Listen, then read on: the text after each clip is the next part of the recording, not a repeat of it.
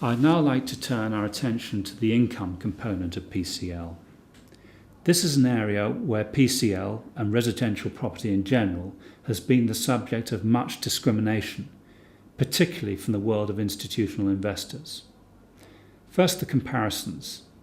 As you can see, these charts illustrate what historically has been the case, that UK commercial property has been an income, not a capital play. Looking at the total return split of commercial property over the past 5, 10 and 20 years, one can see the dominance of the income component. In contrast, when one looks at the total return split of PCL between income and capital, a different picture emerges. Their returns are far more evenly split. This, of course, raises a valid point that for institutional real estate investors, PCL offers a good diversification of return for their portfolios. It would be true to say that commercial property investors have often avoided PCL because of its low standing yield. We wanted to test whether or not this strategy delivered the best long-term returns. We therefore decided to focus our research on a different income measure: cash yields on initial investments.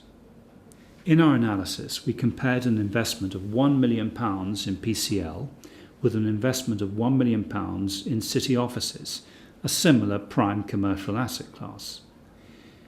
We took as our starting point the end of 1988, when city offices were yielding 5% and PCL was yielding 4.9%.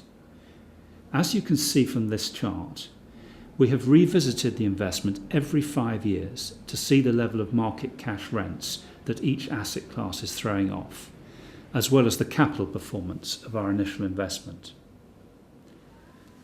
At the end of 1993, the market rent from the initial investment of £1 million in city offices amounted to £23,000 per annum.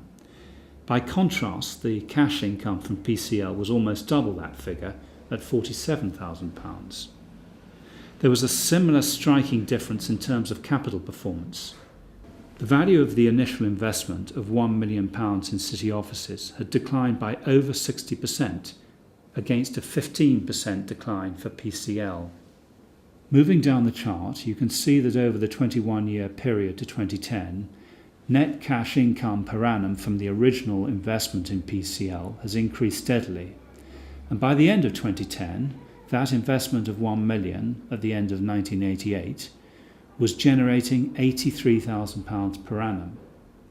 In contrast, the net cash income from the original £1 million invested in city offices has fluctuated over the 21-year period, and by the end of 2010 amounted to £39,000 per annum, significantly lower than its initial cash yield of £50,000 per annum back in 1988.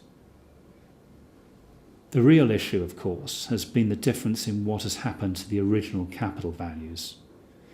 The £1 million invested in city offices in 1988 was worth £750,000 at the end of 2010, whereas the £1 million invested in PCL was worth just over £3.7 million.